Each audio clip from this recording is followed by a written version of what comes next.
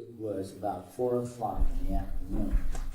And the car that drove us to Pune takes us to the hotel where we were supposed to be staying. And that's where Baba's men was going to come and pick us up to take us to see Baba. So we get there and it's about 4 o'clock. And just as our car's pulling in, Baba's, I think it was marriage car pulls in too, to take the group of people that had come for Baba, to bring them to Baba. And see that this, there's hardly anybody. Maybe about 4 or 5 people that had actually come to see Baba. This is in 1961. As a result, no matter these orders that Baba gave. But there were hundreds of these guys that came. But amongst the Westerners, there was just less, it was about a handful. That was it. I think Dr. Kenmore was there, Harry Kenmore. There was, Fred Winterfeld had come, me and my brother. And I think there was one other person that came. And Congress. Somebody would know that. Was this Ed's first trip? And that was my brother's first trip now. So Edward was really there this time. So we're driven over to where Baba is, and we had just made it. We had just, I mean, you couldn't have cut it any closer. Just made it.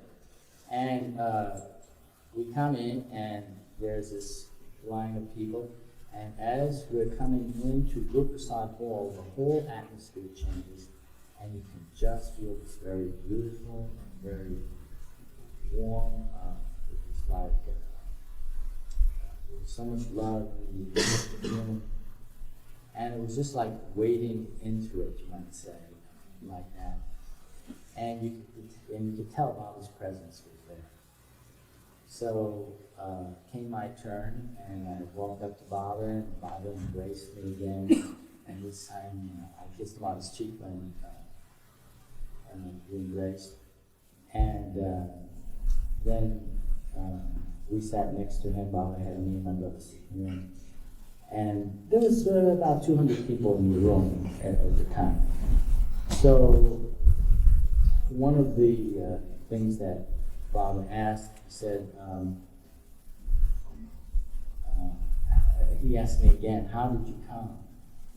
And I went on to tell him about this whole story about all this stuff that happened all the time. And Baba didn't say a thing, just listened and then just went on with what he was doing. And I thought, I really made a big mistake. Because the year before, when he asked me how I came, I said it was his will. And this time, I told him all the technicalities of coming, which wasn't the point at all. And so there was no comment from the avatar on that one.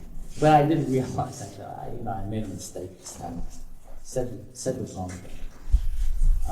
But then Baba, I remember he said that I should, at one point he called me up to him, had me stand next to him on one side, and he had my brother stand next to him on the other side.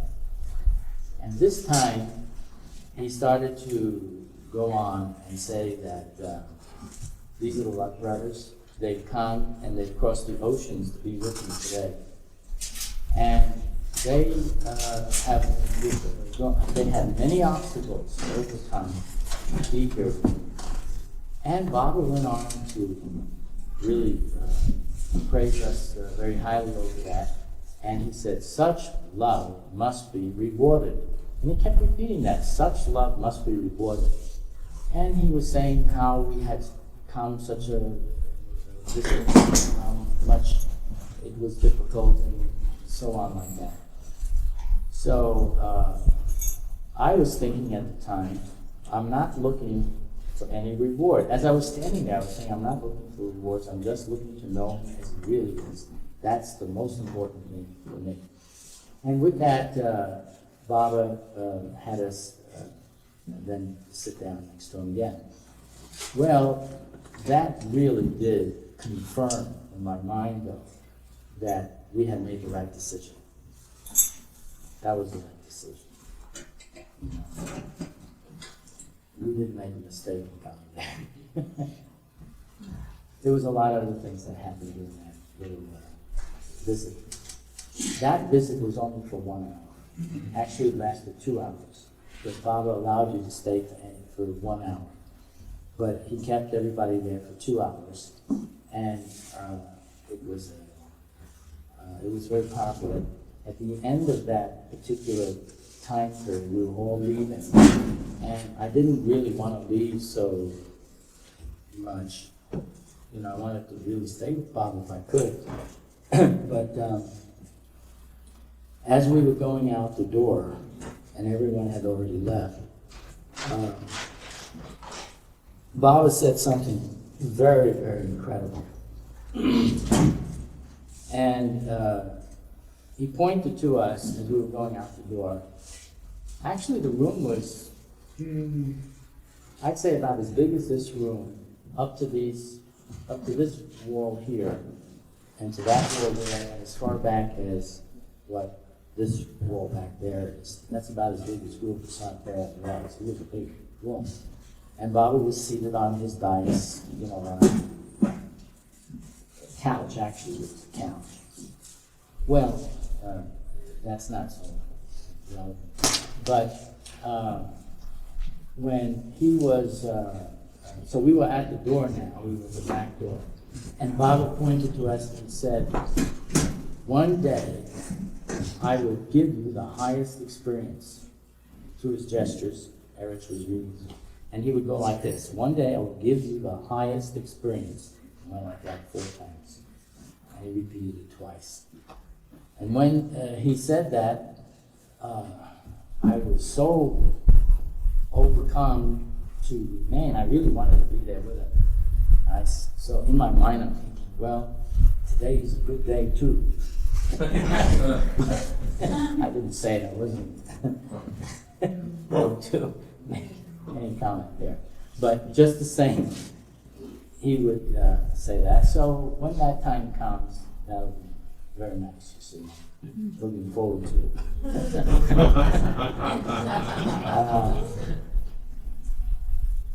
Any questions? Yes, you say much about your brother. How did he react to all this? Well, my brother Edward was very much moved and touched by the whole thing. It was his first time to be with Baba. And he felt that Baba really understood him, and he felt that Baba's tenderness and the way of his love towards him was a great, really moved him. A great deal. There was no question as to who Baba is when we were there with him, but just the same, he was really great. What was your father's response when you got back? Well, I'll tell you what happened. That reminds me. Baba had at one point asked if our father knew that we had come. And I said, no, Baba, and Baba just went. Because it meant a lot of work for Baba. He was going to have to do a whole lot of things. But when we got back, you see, we didn't go straight back to our dad's place because we had left without saying anything to him. Instead, we got our own apartment, but you see, what happened was, my father then, within a few days, he came over to where we were staying, and he said to me, he said, you did the wrong thing, you didn't tell me. I said, well, Dad, I didn't tell you because you had threatened that you were going to put us in a mental hospital. And he says, and you also, he says, but I didn't come here to argue with you. I want you to come back and work for me, and you can live with us also if you want. I said, well, that's all right, but I think I need a raise because you've been paying me $35 a week. He said, well, how much do you want at that time? So I said, $100 after tax. And he said, okay. So as a result, I even got a raise. I didn't like that. Did a lot of work. He did a lot of work. And, you know, that's really where it ended. So it ended up where I not only got to go and see Baba, you know, having taken the risk for the chance that everything would somehow work out. But also, it turned out good in very good in other ways. I really ought to tell you this thing though, because my father has been made out, because of the time period that I'm talking about, to have been a pretty bad guy, you know, standing in our way to get to see Baba. But actually, later on, some years later, he began to regret the fact that he never met MeherBaba. This was after Baba dropped his body. And he not only regretted it, but he also had come to the conclusion that Baba was his best friend of all people. Because one day, I don't know why I asked him this, I just said, Dad, would you say that Baba is your best friend? And he said, well, I'll have to think about that. I was amazed that he even would think about it, but he said that. So I said, all right. And then he told me the next day, he said, you know, I thought about what you asked. And he started listing his different friends, and each one, he lists all the things wrong with them. And the next one, he would go through all the things wrong with that friend. And the next one, all the things wrong with that friend. And finally, there wasn't anything right with anybody. But then he came to MeherBaba and he said, now MeherBaba, yes, MeherBaba, he understands me. And that's what he said. So, and he had also written an incredible poem about Bob being his friend, and that to be guided by the hand of the master. I mean, it was really incredible, because at times he wrote the worst things. You can't imagine some of the stuff that he wrote to Bob about his sons, and about just what he talked about the whole thing and all of that. And now for him to make a turn like this. Now he also, he also told me that Baba had appeared to him a few times. And the way it started off was one day he just started off by telling me, he says, you know, something happened and you're not going to believe it. And I said, well, what happened? He says, I can't tell you because you won't believe it. So I said, well, Dad, you know, you can always see if I believe it or not. He says, no, and this went on for quite a while. He would not tell me. He only wanted to tell me that something incredible happened, but I wouldn't believe it. Well, it turned out that Baba had appeared to him. And the way it happened was in his living room. Baba was sitting, my father was sitting in his chair, and he was reading his newspaper. And all of a sudden, he looked up and he sees Baba standing there, full length. I said, was it really full length? Yes, full length. And he was wearing his white sandal, his white gown. And he had two disciples with him, and he motioned they should just sit down. And then he started to speak to me. This is what my father is saying. Baba started to speak to me in his own voice. And he had a very sweet, ringing voice. And he says, I know how Baba's voice sounds, and you don't. Wow. Because to you, he was silent, but he spoke to me. And then he said, that Baba told him that not to be surprised that he hears him speak, because where he is now, he can speak. And then he told him a whole lot of other things, and then he said at the end, he said, I will come to you 3 times. I will visit you 3 times. And the 3rd time will be the last. And actually, over the next, I think, couple of years, he told me about the other 2 times that Baba came to him. And one time, he said he was so depressed. My brother Richard was getting married, and something happened, and my father was going to pay for this, that, and this now. And then he changed his mind, and everything went topsy-turvy. And he was upset, and everything was upset.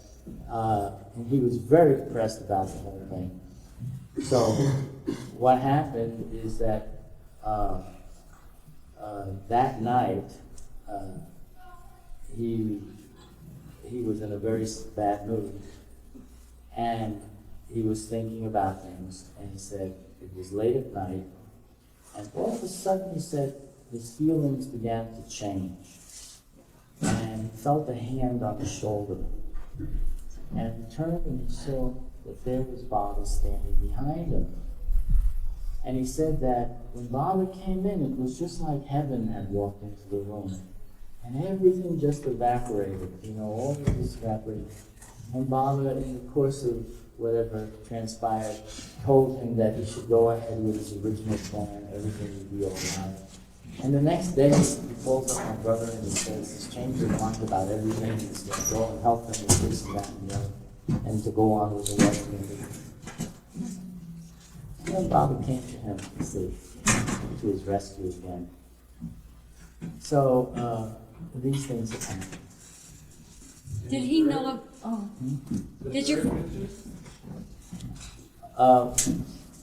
Well, the 3rd vision, I don't recall so much what happened. I'm trying to remember that. Was your father aware of your mother seeing Baba while she was driving? Did they ever talk about Baba? Do you know? I don't really think so, because my mother was not inclined to talk to my father about that. My father was already struggling with the fact that he had 2 sons that were so much following Baba. He would call us Baba fanatics. So for my mother to be saying anything would have been a real killer. And so she didn't. She just wouldn't say anything. And he wouldn't say anything to her? But something did happen. And this happened about a year ago. My mother had become, she was about, right now she's about 84, and he's 88. But when, this was actually a couple of years ago, she was in the bedroom, I remember, and she was getting ready to lie down, and she wanted to rest. And when she would lie down and rest, nobody could move her. So, and she was not carrying anything, anyhow, whatever my father would think was what. And she was very sweet, but, whatever she wanted to do, she just did it. It was not like the old days. And I remember, my father wasn't in the room, but I asked her, I said, Mother, do you ever think about MeherBaba? Because it's been a long time since I asked her about that. And she said, oh, yes, of course I do, she says. And then all of a sudden she just lights up like a light. And just then my dad walks in, and she says, I love MeherBaba more than you, more than, and she points to my father, more than anybody. He is number 1. And she was just absolutely radiant when she said it. She was just, nobody could say a word, and my father was very quiet. He didn't. His whole family. That was it. So that was a real statement. Wow. That was a real statement. Irwin, last night, Jeff introduced you in the illustrious manner that you and your brother had been nicknamed by Bob as Flying Thieves. And I imagine there must be a story that goes with that. Could you share that with us? Yeah. it happened that on that the second visit, my second visit, my brother's first,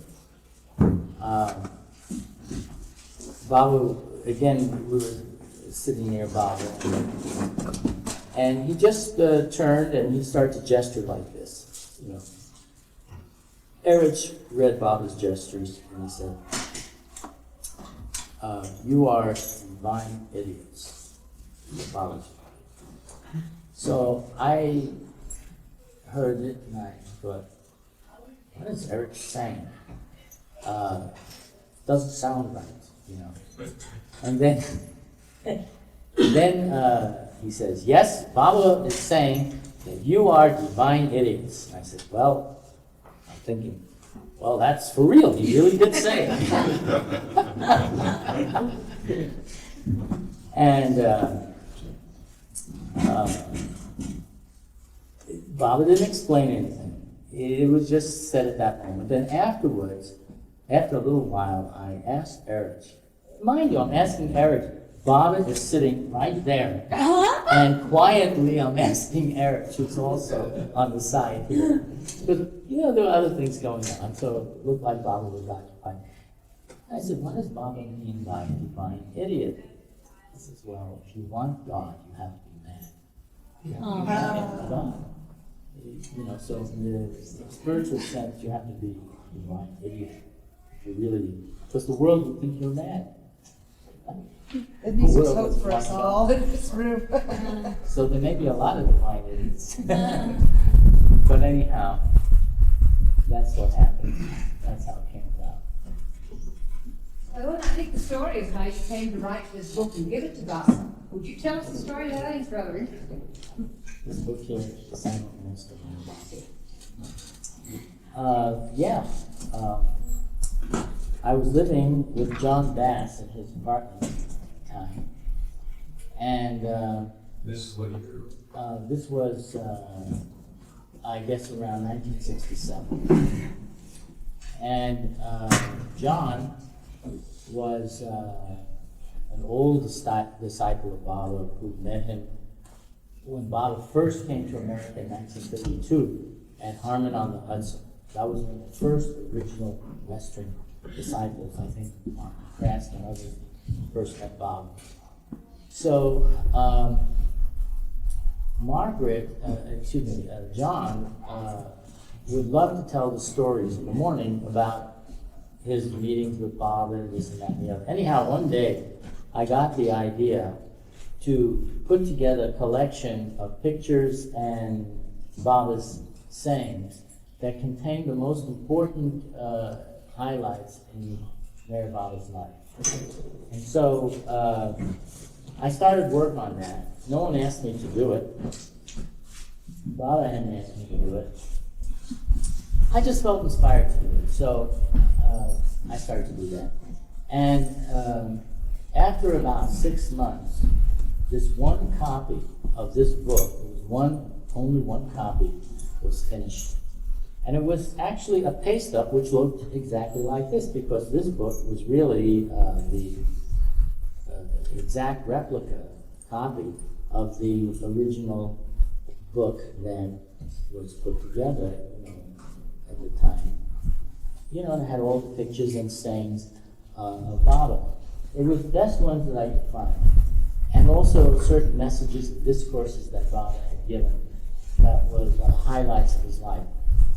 It was, to me, like the composite of everything I've known about Baba. Well, this book got finished, this one and only book, and I sent it to Baba because it was his book. It was his book about his life.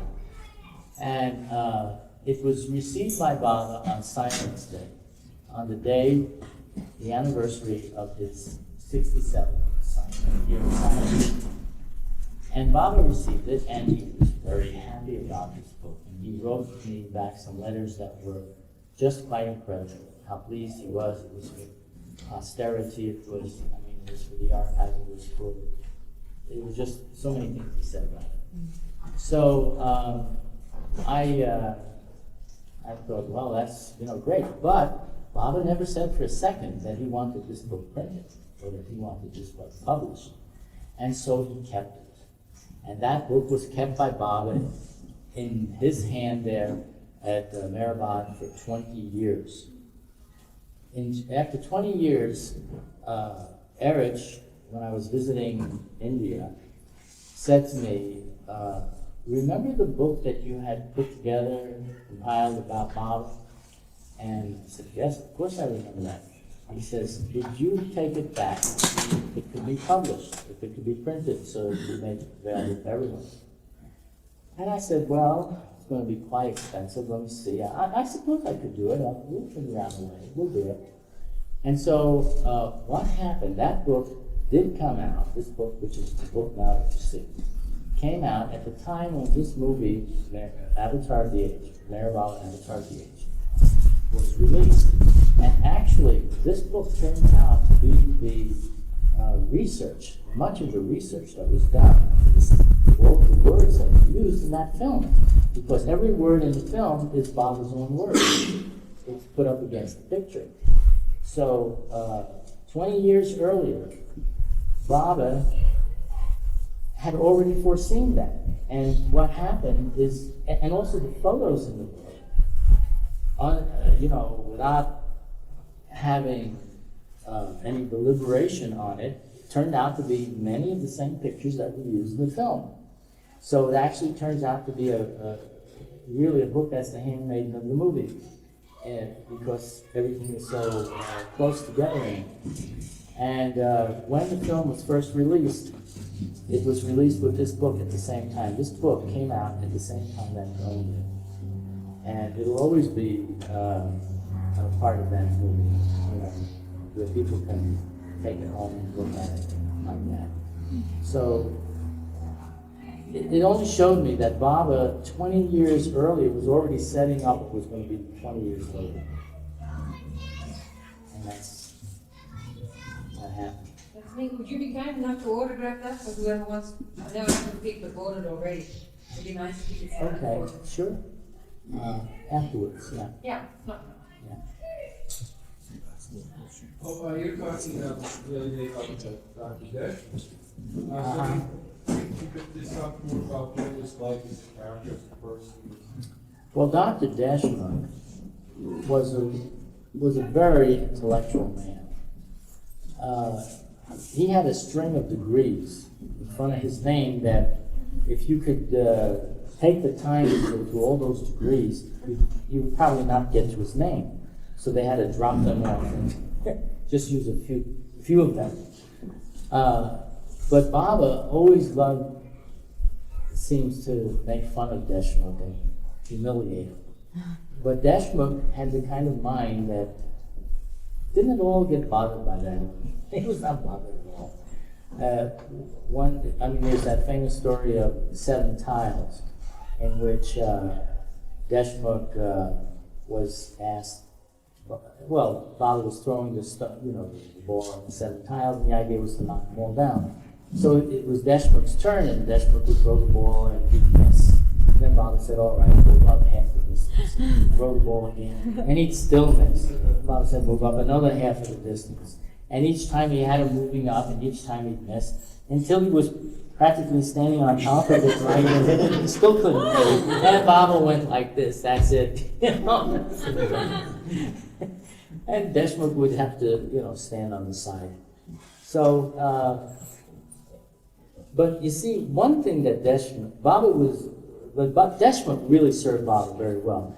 And aside from being the person that Baba chose to edit his discourses, which was no small thing, which reminds me now, because when I interviewed Deshmukh, he told me that when he was doing those discourses, it came through a compilation of notes that Baba would keep sending to him. And also he said he was having an incredible inner experience of what the meaning of all these messages, and so that he could compile. And being a very intellectual person, he had a good grip of the language so that he could express it. And so he wrote those discourses which, I mean, Baba was the author of it, but he was the one that actually put it together and, you know, for presentation. Now, Deshmukh also would get an idea in his mind and he'd really stick with it. One of the ideas that he had came one day when he asked Baba if he could go with him on a trip, on a tour, to film the musks, because Baba never allowed anybody to film those musks, not with him or with, I mean, it was completely taboo. It was too intimate, it was not something he would permit. But because Deshmukh kept being persistent and saying that the world will one day want to see this, Baba, you just let me go one time. And so with it, Baba agreed, and that's how we have those films of Baba journeying to contact us as a result of Deshmukh. You know. When was the last time you saw Bob? The last time that I saw Baba was in 1962 at the East-West Gathering. We had a lot of correspondence with Baba right up till the time he dropped his body. But if you want to say the last time was at the time when he had dropped his body, because I was there to help cover Baba before he was covered. You could still see his face in the crypt portion of the tomb. And I had arrived on the last day, the 7th day that Baba had been opened, which is really quite remarkable that anyone would lie in state for 7 days like that in the heat of India, even in the tomb. And there was no odor and no decay or anything. The only reason Baba was covered that day is because Mehera felt that that's the day that he should be covered. And that was a result of something that Baba had told her when she asked him how much longer he would have to suffer. And it was the last day he was alive. He said, only 7 more days. So with that in mind, she said the 7th day, Baba should now be covered.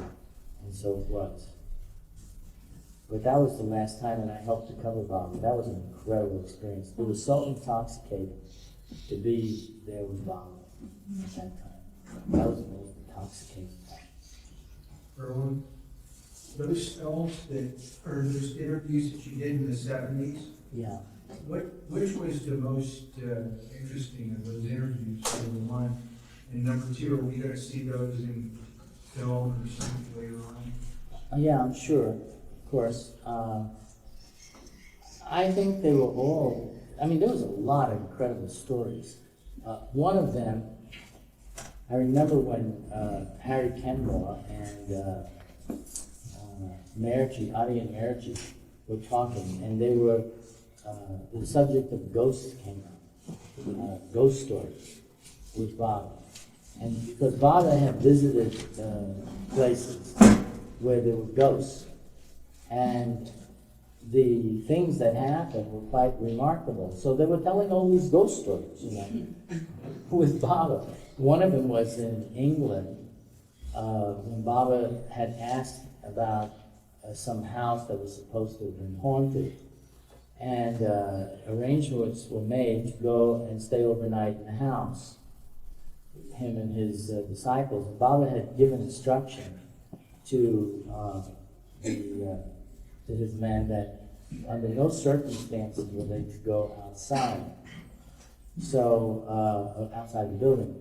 So, you know, the night then proceeded, and there was always someone standing watch. And this person that was standing watch suddenly had the urge to go to the toilet outside. And he started to go out, and all of a sudden there was this ball of light that came straight at him. And just then Baba clapped his hands. And he turned around and came back, before this light came up to him.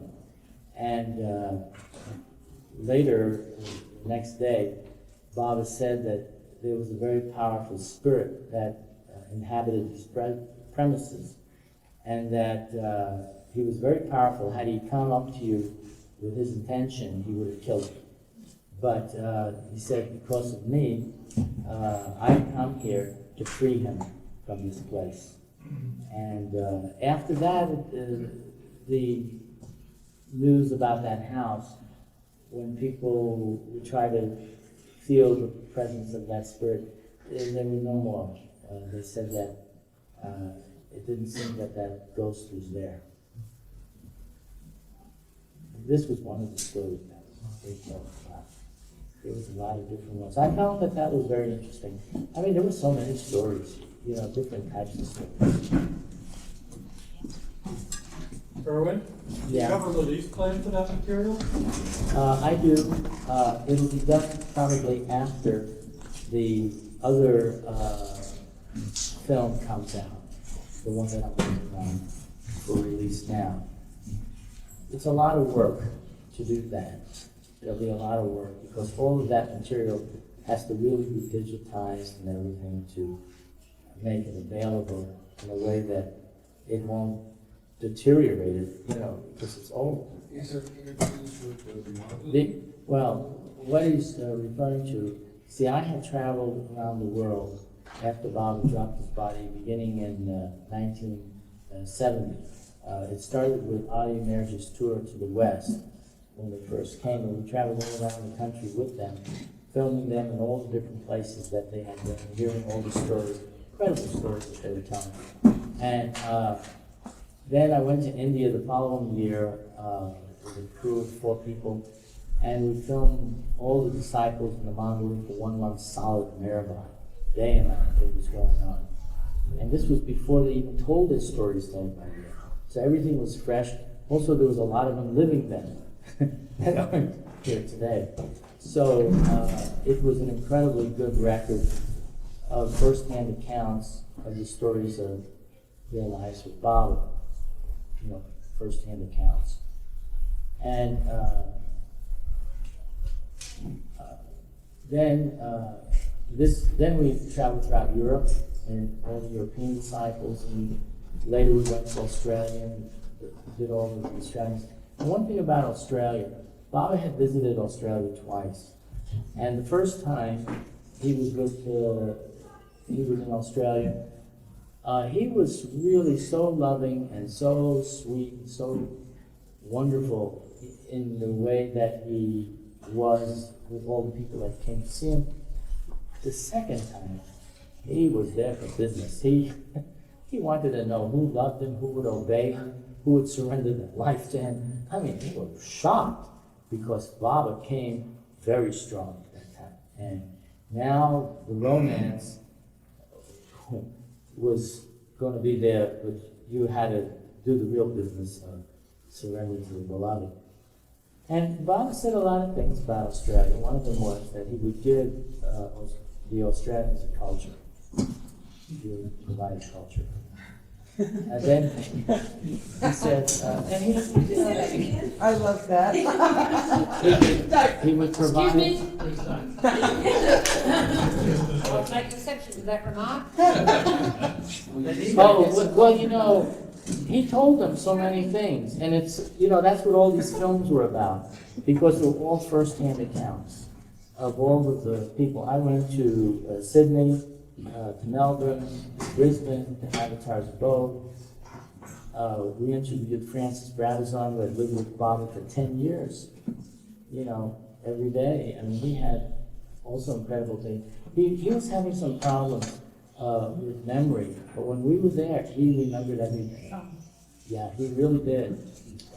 He didn't want to be interviewed, and I think it was mainly because he was having these problems, and he had gotten Alzheimer's or something.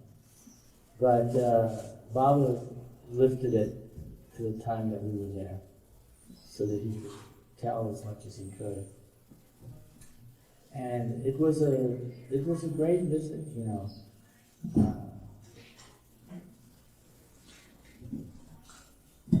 about the movie, Irwin? How did that come about? This film? Yeah. Well, in 1980, I had this roll of film which was deteriorating very rapidly. And it was the film that Deshmukh had made. Deshmukh had actually shown the original film so many times that it was all torn up. I mean, physically, that film was such a mess. It required a lot of reconstruction just to get the sprocketing and everything else, just so that it could even be copied. And I chose that film to start with because it was in such poor condition and needed to be saved. At the time, there was no thought to make a whole production out of it. It was just to copy it, make it safe.